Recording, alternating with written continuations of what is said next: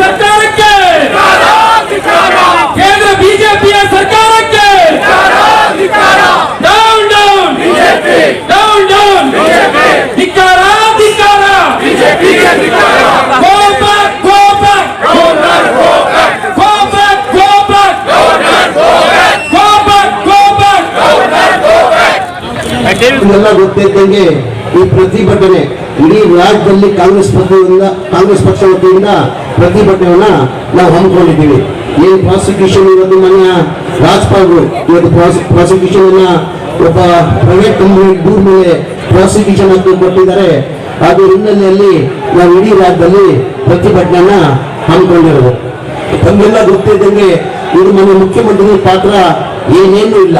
ಇದು ಬೇಕಂತ ಷಡ್ಯಂತ್ರ ಮಾಡಿ ಈಗ ರಾಜ್ಪಾಲ್ ಕಚೇರಿನ ಬಿಜೆಪಿ ಕಚೇರಿ ಮಾಡ್ಕೊಂಡು ಬೇಕಂತಾನೆ ಇದು ಪ್ರಾಸಿಕ್ಯೂಷನ್ ಸ್ಯಾಂಕ್ಷನ್ ಮಾಡಿರೋದು ತಮಗೆಲ್ಲ ಗೊತ್ತಿರೋದೇ ವಿಚಾರ. ಇದರಲ್ಲಿ ಮುಖ್ಯಮಂತ್ರಿ ಪಾತ್ರ ಏನಿದೆ ಅಂತ ತಮಗೆಲ್ಲ ಕೇಳೋದು ನಾನು ಬಯಸ್ತಾ ಇದ್ದೀನಿ. ಮನೆಯ ಬಿಜೆಪಿ ಮುಖಂಡರಿರ್ಲಿ, JDS ಮುಖಂಡರಿಗಿರ್ಲಿ, ಮನೆಯ ಮುಖ್ಯಮಂತ್ರಿ ಪಾತ್ರ ಏನಿದೆ. ಈ ಜಾಗ ಏನ್ ಮೂಡ ಜಾಗ ಏನಿವತ್ತು ಮುಖ್ಯಮಂತ್ರಿ ಮೇಲೆ ಆರೋಪ ಮಾಡಿದ್ದಾರೆ, ಆ ಜಾಗನ 1937 1935 ದೇವರಾಜ ಅರಸು ಅವರು ಆಕ್ಷನ್ ಅಲ್ಲಿ ಸ್ವಾತಂತ್ರ್ಯ ಬರೋದ್ ಮುಂಚೆ ಬ್ರಿಟಿಷ್ ಕಾಲದಲ್ಲಿ ಸ್ವಾತಂತ್ರ್ಯ ಬರೋದ್ ಮುಂಚೆನೆ ₹1 DC ಆಕ್ಷನ್ ನಲ್ಲಿ ₹1 ಕೊಂಡ್ಕೊಳ್ತಾರೆ. ಅದಾದ್ಮೇಲೆ ಅವ್ರಿಗೆ 3 ಜನ ಮಕ್ಕಳು ಇರ್ತಾರೆ. 3 ಜನ ಮಕ್ಕಳಲ್ಲಿ ಒಬ್ಬ ದೇವರಾಜ್ ಅಂತ ಮಗನಿಗೆ ಈ ಭಾಗ ಹೋಗ್ತದೆ, ಈ ಪಾಲು ಅವನಿಗೆ ಹೋಗ್ತದೆ. 3 ಎಕರೆ 16 ಗುಂಟೆ ಏನ್ ಮೂಡ ಜಾಗ ಇದೆ ಅವ್ರು ಹೋಗ್ತದೆ. ಅವ್ರೇನ್ ಮಾಡ್ತಾರೆ, ಮಲ್ಲಿಕಾರ್ಜುನ ಅಂತ ಮನೆ ಸಿದ್ದರಾಮಯ್ಯ ಅವರು ಬಾಮೈದ ಮಲ್ಲಿಕಾರ್ಜುನಿಗೆ 2004 ಮಲ್ಲಿಕಾರ್ಜುನ ಡಿನೋಟಿಫೈ ಮಾಡಿ 2010 ಅಕ್ಕನ ಹೆಸರು ಕೊಡ್ತಾರೆ, ಗಿಫ್ಟ್ ಮಾಡ್ತಾರೆ. ಅವ್ರ ಅಕ್ಕನ ಹೆಸರಲ್ಲಿ ಗಿಫ್ಟ್ ಮಾಡ್ತಾರೆ. ಅದಾದ್ಮೇಲೆ ಮೂಡಾವರು ಏನ್ ಮಾಡ್ತಾರೆ, ಇವ್ರದೇ ಜಾಗ ಅಲ್ಲಿ 3 ಎಕರೆ 16 ಗುಂಟೆದಲ್ಲಿ ಮೂಡಾರವರು ಮೇವು ಗಮನ ತಂದಾರೆ, ನೋಟಿಸ್ ಕೊಡ್ತಾರೆ, ಸೈಡ್ ಮಾಡಿ ಸೈಡ್ಗಳು ಹಂಚ್ಬಿಡ್ತಾರೆ. ಗೊತ್ತಾದ್ಮೇಲೆ ಪತ್ರ ಬರೀತಾರೆ, ಈ ತರ ನಮ್ಮ ಜಾಗದಲ್ಲಿ ನೀವು ಸೈಡ್ ಮಾಡಿ ಹಂಚ್ಬಿಟ್ಟಿದ್ದೀರಾ, ನಮ್ ನ್ಯಾಯನ ಕೊಡಿ, ಪರಿಹಾರ ಕೊಡಿ ಅಂತ ಕೇಳ್ಕೊಂತಾರೆ. ಮನೆ ಸಿದ್ದರಾಮಯ್ಯ ಕಾಲದಲ್ಲಿ ಪರಿಹಾರ ಕೊಡಲ್ಲ. 2020 ಮನೆ ಬಸವರಾಜ ಬೊಮ್ಮಾಯಿ ಮುಖ್ಯಮಂತ್ರಿ ಆಗಿರ್ತಾರೆ. ಅವ್ರ ಕಾಲದಲ್ಲಿ ಬಿಜೆಪಿ ಸರ್ಕಾರದಲ್ಲಿ ಸಿದ್ದರಾಮಯ್ಯ ಅವರು ಮುಖ್ಯಮಂತ್ರಿ ಇರಲ್ಲ. ಅವ್ರ ಕಾಲದಲ್ಲಿ ಇವ್ರಿಗೆ ಅನ್ಯಾಯ ಆಗ್ಬಿಟ್ಟು ಅಂತ ಹೇಳ್ಬಿಟ್ಟು ತೀರ್ಮಾನ ತಗೊಂಡು 14 ಸೈಡ್ ಅನ್ನ ಕೊಡ್ತಾರೆ. ಬರೀ 14 ಸೈಡ್ ಇಲ್ಲ, 125 ಸೈಡ್ ಅಲ್ಲಿ 125 ಸೈಡ್ ಅಲ್ಲಿ 14 ಸೈಡ್ ಅನ್ನ ಕೊಡ್ತಾರೆ. ಮತ್ತೆ ಮುಖ್ಯಮಂತ್ರಿ ಪಾತ್ರ ಇದೆ. ನಮ್ಮ ಸರ್ಕಾರದಲ್ಲಿ ಆಯ್ತಾ, ಸಿದ್ದರಾಮಯ್ಯ ಮುಖ್ಯಮಂತ್ರಿ ಇರುವಾಗ ಆಯ್ತಾ, ಅವ್ರ ಜನ ಸೈಡ್ ಆಲ್ಟರ್ನೇಟ್ ಕೊಡ್ಬೇಕಾಗಿತ್ತು, ಸೈಡ್ ಕೊಟ್ಟಿದ್ದಾರೆ. ಸುಪ್ರೀಂ ಕೋರ್ಟ್ ಆದೇಶ ಇದೆ, ಯಾವ್ಯಾವ ಮೂಡಾದಲ್ಲಿ ಸೈಡ್ ಅಕ್ವೈರ್ ಮಾಡ್ತೀವಿ, ಯಾರಿಗಾರ ಇದ್ದಿದ್ರೆ 50-50 ಶೇರಿಂಗ್ ಅಂತ ಕೊಡ್ತಾರೆ. ಇದು 50-50 ಶೇರಿಂಗ್ 50-50 ಲೆಕ್ಕನೂ ಬರಲ್ಲ, ಅದಕ್ಕಿಂತ ಕಡಿಮೆ ತಗೊಂಡಿದ್ದಾರೆ. ಬೇಕಂತ ಇವರು ಸಿದ್ದರಾಮಯ್ಯ ಅವರು ಪಾಪ್ಯುಲಾರಿಟಿ ಸಹಿಸ್ತಾರೆ, ಏನಾರ ಮಾಡಿ ಸರ್ಕಾರ ತೆಗಿಬೇಕಂತ ಪ್ರಯತ್ನ ಮಾಡ್ತಾರೆ. ಮನೆ ಕೃಷ್ಣೇಗೌಡರು ಹೇಳ್ದಂಗೆ ಇಡೀ ದೇಶದಲ್ಲಿ 450 ಮೇಲೆ MLA ದುಡ್ಡು ಕಟ್ ಖರೀದಿ ಮಾಡಿದ್ದಾರೆ. ಒಬ್ಬೊಬ್ಬ MLA ಎಷ್ಟು ದುಡ್ಡು ಕಟ್ ಖರೀದಿ ಮಾಡಿದ್ರು ಅಂತ ಮನೆ ಕೃಷ್ಣೇಗೌಡರು ಹೇಳಿಲ್ಲ. ಒಬ್ಬೊಬ್ಬ MLA ಕನಿಷ್ಠ 20 ನಮ್ಮಲ್ಲಿ ನೀವು ನೋಡಿ 2008 ಯಾವತ್ತೂ ಬಿಜೆಪಿಗೆ ಮ್ಯಾಂಡೇಟ್ ಕರ್ನಾಟಕ ರಾಜ್ಯದ ಜನ ಮ್ಯಾಂಡೇಟ್ ಕೊಟ್ಟಿಲ್ಲ, ಯಾವತ್ತೂ ಮ್ಯಾಂಡೇಟ್ ಬಂದಿಲ್ಲ ಅವ್ರಿಗೆ. 2010 ಅದು 2008 110 ಸೀಟ್ ಬರೋ ಕಾರಣ ಯಾರು?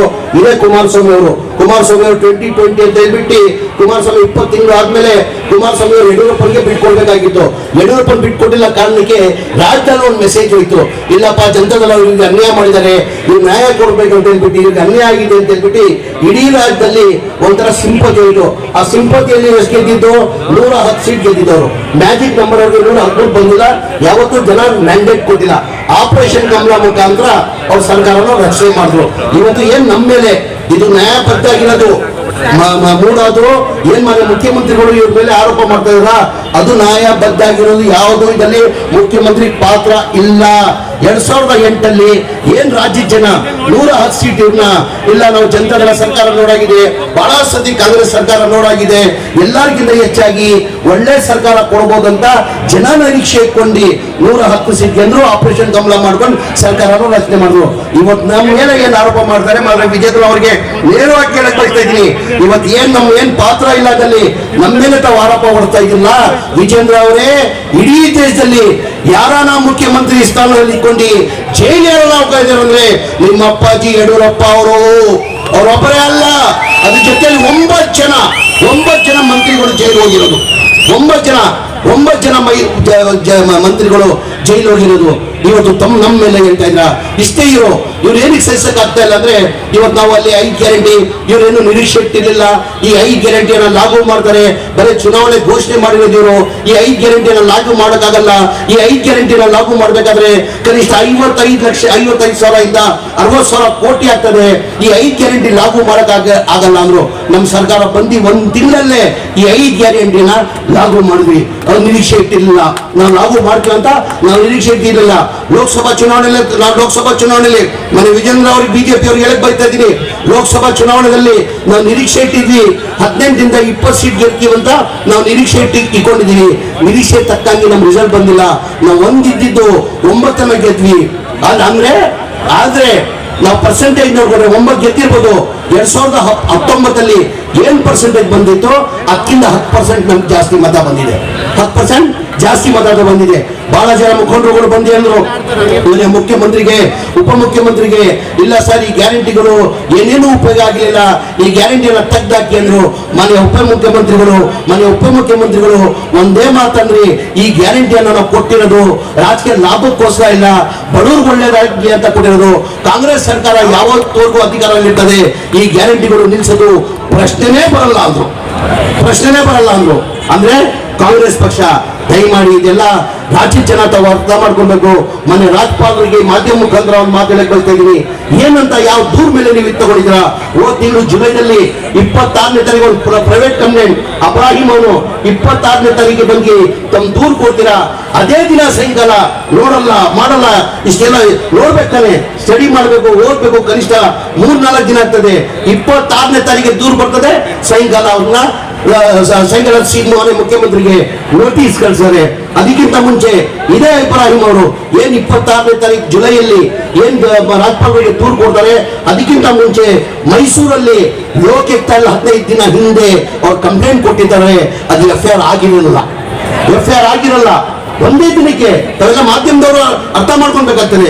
ಆಯ್ತಪ್ಪ, ಈಗ ಪ್ರಾಸಿಕ್ಯೂಷನ್ ಮನೆ ಮುಖ್ಯಮಂತ್ರಿಗಳು ಕೊಟ್ಟಿದ್ರ, ಈಗ ಪ್ರಾಸಿಕ್ಯೂಷನ್ ಇದೆ. ಮನೆ ಕುಮಾರಸ್ವಾಮಿ ಅವ್ರ ಮೇಲೆ ಕೇಂದ್ರದ ಮಂತ್ರಿ ಆಗಿದ್ದಾರೆ. ಕುಮಾರಸ್ವಾಮಿ ಅವರೇ ಲೋಕಾಯುಕ್ತದವ್ರು ಕೇಳಿದ್ದಾರೆ, ಇದುವರೆಗೂ ಕೊಟ್ಟಿಲ್ಲ. ಮನೆ ಮಾಧ್ಯಮ ಸ್ನೇಹಿತರು ಕೇಳ್ತಾ ಇದ್ರು, ಅವಾಗ ಮಾಧ್ಯಮದಲ್ಲಿ ನಾವು ನೋಡ್ತೀವಿ ಮನೆ ಮುಖ್ಯಮಂತ್ರಿಗಳು ರಾಜೀನಾಮೆ ಕೊಡ್ಬೇಕಂತ. ಏನಕ್ಕೆ ಸ್ವಾಮಿ ಮನೆ ಮುಖ್ಯಮಂತ್ರಿಗಳು ರಾಜೀನಾಮೆ ಕೊಡಬೇಕು?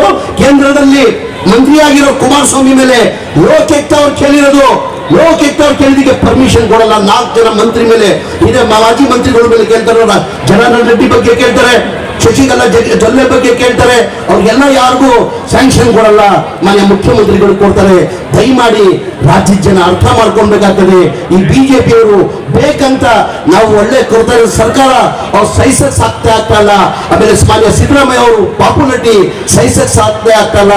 ಅದಕ್ಕಿಂತ ಹೆಚ್ಚಾಗಿ ಅವ್ರಿಗೆ ಏನಾಗಿದೆ, ಒಬ್ಬ ಬ್ಯಾಕ್ವರ್ಡ್ ಕ್ಲಾಸ್ ಅವನು ಮುಖ್ಯಮಂತ್ರಿ ದೇವರಾಜ ಆದ್ಮೇಲೆ 2ನೇ ಬಾರಿ ಯಾರನ್ನ ಮುಖ್ಯಮಂತ್ರಿ ಆಗಿದ್ರೆ ಅದು ಮನೆ ಸಿದ್ದರಾಮಯ್ಯ ಅವರು ಹಾಕಿದ್ದಾರೆ. ಅದು ಸಹಿಸಕ್ ಆಗ್ತಾ ಇಲ್ಲ. ಒಬ್ಬ ಬ್ಯಾಕ್ವರ್ಡ್ ಮುಖ್ಯಮಂತ್ರಿನ ತೆಗೆಯಕ್ಕೆ ಬಿಜೆಪಿ ಅವರು ಪ್ರಯತ್ನ ಮಾಡ್ತಾ ಇದ್ದಾರೆ. ದಯಮಾಡಿ ಈ ಹೋರಾಟವನ್ನು ನಾವು ನ್ಯಾಯಾಲಯದಲ್ಲಿ ನ್ಯಾಯ ಸಿಗ್ತದ ವಿಶ್ವಾಸ ಇದೆ. ಇವತ್ತು ಈ ರಾಜ್ಯಪಾಲರು ಕಚೇರಿನ ಬಿಜೆಪಿ ಕಚೇರಿ ಉಪಯೋಗಿಸ್ಕೊಂಡು ಇವತ್ತು ಈ ಕೆಲಸನ ಮಾಡಿದ್ದಾರೆ. ನಮ್ಗೆ ನ್ಯಾಯಾಲಯ ಬಗ್ಗೆ ವಿಶ್ವಾಸ ಇದೆ. ಇವತ್ತು ನ್ಯಾಯಾಲಯದಲ್ಲಿ ನಮ್ಗೆ ವಿಶ್ವಾಸ ಸಿಗ್ತದೆ ಅಂತ ನ್ಯಾಯಾಲಯದಲ್ಲಿ ನಮ್ಗೆ ನ್ಯಾಯ ಸಿಗ್ತದಂತ ನನ್ ವಿಶ್ವಾಸ ಇಟ್ಕೊಂಡು ಏನಾರ ಮಾಡಲಿ ಬಿಜೆಪಿ ಅವರು, ಜನತಾ ದಳದಲ್ಲಿ ಏನಾರ ಮಾಡಲಿ, ಸಿದ್ದರಾಮಯ್ಯನ ಮುಖ್ಯಮಂತ್ರಿ ಆಗಿರ್ಸಕ್ಕೆ ಸಾಧ್ಯ ಇಲ್ಲ. ನಮ್ಮ ಪಕ್ಷದ ಹೈಕಮಾಂಡ್, ಎಲ್ಲ ಶಾಸಕರು, ಎಲ್ಲ ಸಚಿವರು, ಎಲ್ಲ ಕಾರ್ಯಕರ್ತರು, ಎಲ್ಲ ರಾಜ್ಯದ ಜನ, 7 ಕೋಟಿ ರಾಜ್ಯದ ಜನ ಸಿದ್ದರಾಮಯ್ಯ ಜೊತೆ ಇದ್ದಾರೆ. ಮೊನ್ನೆ ರಾಜ್ಯಪಾಲರಿಗೆ ಒಂದು ಮಾತು ಹೇಳಕ್ ಬಯಸ್ತಾ ಇದೀನಿ. ಇವತ್ತು ಏನ್ ಯಾರೋ ಮಾತು ಕೇಳಿಬಿಟ್ಟು ಈ ತರ ತೀರ್ಮಾನ ತಗೊಂಡಿದ್ದೀರ ತಾವು, ಏನಾರ ಗಲಾಟೆ ಆಗಿ ಅಲ್ಲೇನಾರ ಆದ್ರೆ ರಾಜ್ಯಪಾಲರು ಜವಾಬ್ದಾರಿ ಆಗ್ತಾರೆ. ಇದಕ್ಕೆ ಜವಾಬ್ದಾರಿ ಆಗ್ತದೆ. ಜನ ಸುಮ್ಕೂರಲ್ಲ, ಕರ್ನಾಟಕ ರಾಜ್ಯದ ಜನ ಸುಮ್ಕೂರಲ್ಲ. ಅದು ಹೇಳ್ತಾ ನಮ್ಗೆ ನ್ಯಾಯಾಲಯ ಬಗ್ಗೆ ವಿಶ್ವಾಸ ಇದ್ದಿದ್ದ ಕಾರಣಕ್ಕೆ ನ್ಯಾಯಾಲಯದಲ್ಲಿ ನಮ್ಗೆ ವಿಶ್ವಾಸ ಇಟ್ಕೊಂಡು ನಾನು ಮಾತು ಮುಗಿಸ್ತೀನಿ. ಜೈ ಹಿಂದ್, ಜೈ ಕರ್ನಾಟಕ.